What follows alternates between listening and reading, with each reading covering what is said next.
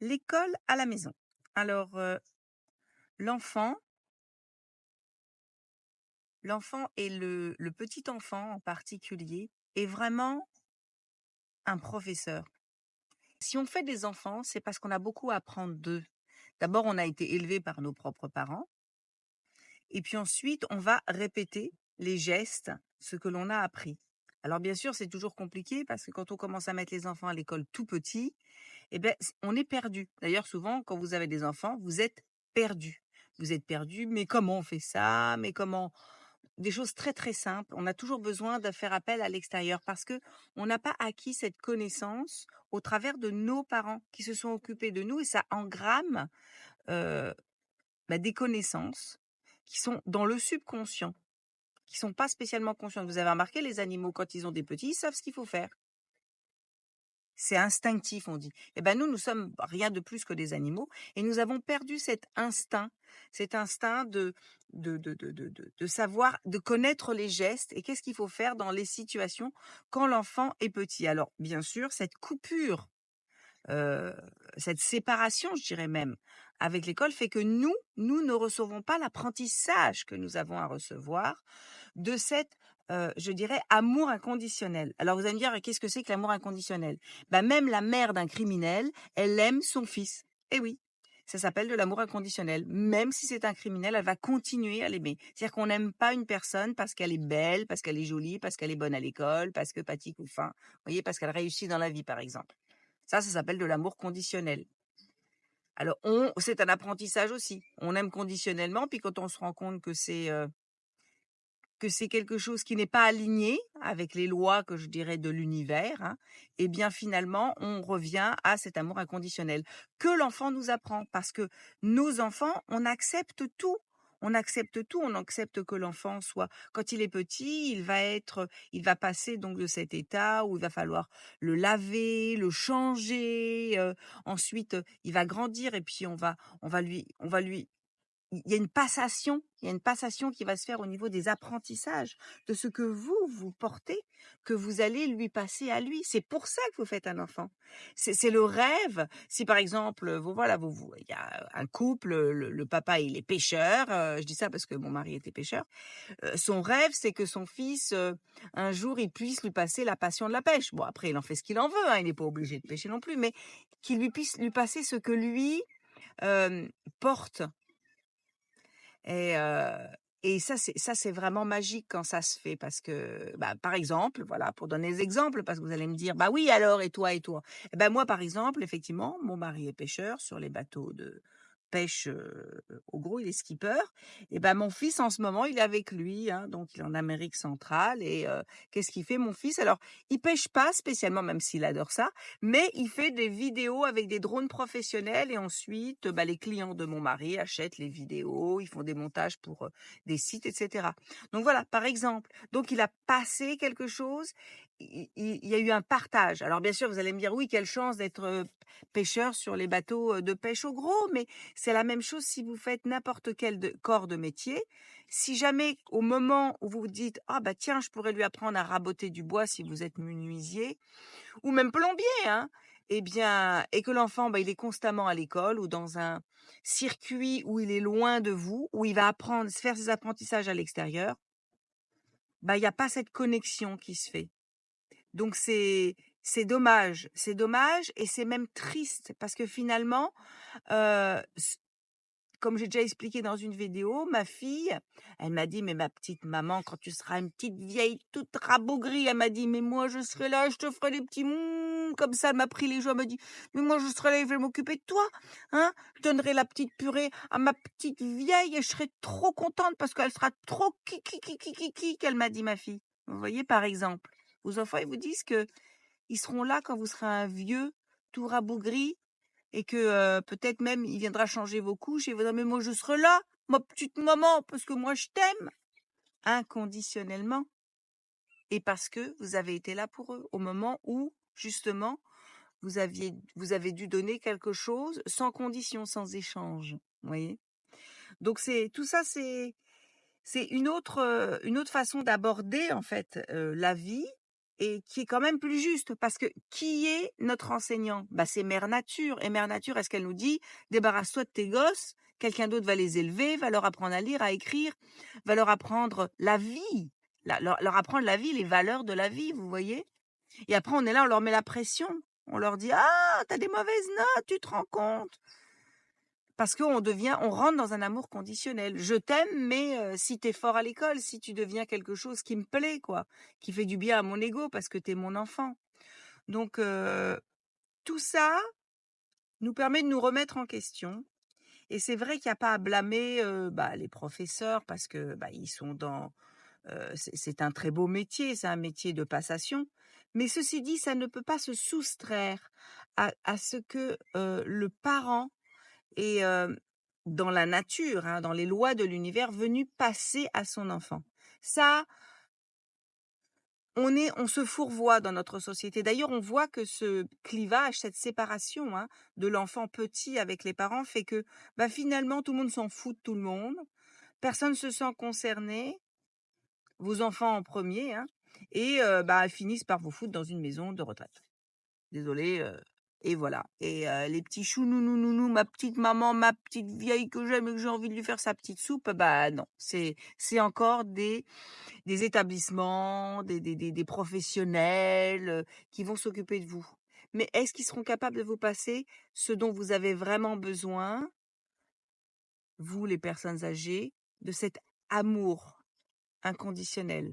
Est-ce qu'ils le peuvent? Comme, ces maîtresses et ces maîtres d'école, est-ce qu'ils peuvent aimer inconditionnellement et remplacer tout ça? J'en suis pas sûre. Je crois pas. Je crois pas parce qu'aujourd'hui, je suis thérapeute et je soigne des gens. Oh allez, 99% des gens, ont des blessures de l'enfance, des manques, le papa pas là, la maman pas là, des blessures parce que bien sûr à l'école ça s'est pas toujours bien passé. Heu, donc ça, on le porte toute la vie. Puis il y a des gens, ça va les flinguer pour le reste de leur vie parce qu'ils n'ont pas eu la structure, ils n'ont pas eu vous savez, c'est comme quand on monte une maison, c'est les fondations, quoi. Et donc la relation parent-enfant, ce sont les fondations. Et c'est pas parce que la société nous raconte que c'est pas vrai, c'est parce que la société nous raconte des choses qui nous arrangent finalement, parce qu'on va bosser toute la journée, que, on n'a pas le droit d'avoir du bon sens. Et de soi-même analyser ce qui est bon, pour nos enfants et pour nous-mêmes bien sûr, parce que finalement, il y a pas plus heureux comme maman que moi. Regardez, moi je vous dis, j'ai élevé mes enfants. C'était ma première mission dans ma vie. C'était hyper important. C'est pas la peine d'avoir des gosses pour les refiler à quelqu'un d'autre et que quelqu'un d'autre doit prendre la responsabilité d'en faire des êtres, dont vous serez fiers, finalement. Finalement. Donc peut-être arrêter de croire tout ce qu'on nous raconte et d'observer. Le résultat, en tout cas, il est quand même assez clair aujourd'hui dans nos sociétés, quoi. Il y en a qui me disent: «Non, non, non, je sais pas». J'ai des profs qui me disent, «Moi, mes élèves dans toutes mes classes sont heureux». Mais qu'est-ce qu'ils en savent? Vous croyez que les enfants vont vous le montrer? Les enfants ne le montrent pas. Non, ils ne le montrent pas. Et ils apprennent à ne pas montrer. Ils apprennent à ne pas montrer leurs émotions. L'enfant, lui, il apprend à être quelque chose qu'il n'est pas. Parce qu'un enfant, lui, il est cru, il est vrai, vous savez? Moi, je me rappelle, j'avais mes neveux, donc qui ont 10 ans de différence avec mes enfants et puis j'avais mon neveu qui est un adolescent et puis il avait plein de boutons et bien sûr et puis il y avait, mon fils qui est tout petit. Alors mon fils qui est tout petit, alors lui, c'était vraiment. Et comme il est dans une vérité, il fait: «Pourquoi t'as des petits points partout? T'as fait des dessins avec un feutre?» Oh là là! Bien sûr, alors c'est sûr, c'est cru, mais c'est la réalité. Et puis un jour, on a un ami, qui vient, un électricien, un ami à nous qui faisait l'électricité à la maison. Puis alors lui, il est gros quoi, il a un ventre énorme et il lui dit: «Dis donc là-dedans», puis il lui met le doigt dans le ventre, il fait: «Il doit y avoir plein d'intestins là-dedans, c'est rempli d'intestins». C'est que des choses comme ça et le gars pour le coup ça l'a choqué Et finalement, après, il s'est dit: «Je vais peut-être commencer à faire attention à moi parce qu'effectivement, je suis remplie d'intestin». Il fait: «Tu dû manger beaucoup de sanglier». Vous savez, tout ça, tous ces petits moments, c'est je comment je pourrais vous dire? C'est magique, ça vous remplit le cœur. Remplissez votre cœur avec ces moments magiques avec vos enfants. Ils ont tellement c'est la voie de l'innocence, de la pureté, et puis on les envoie à l'école et qu'est-ce qui se passe? On leur apprend Ils apprennent le mensonge, ils apprennent la triche parce que c'est dur l'école, il y a trop d'enfants, les profs sont pas assez ils sont pas assez nombreux pour gérer tout ça et puis ils ont pas été spécialement formés pour que les enfants apprennent ces choses de la vie.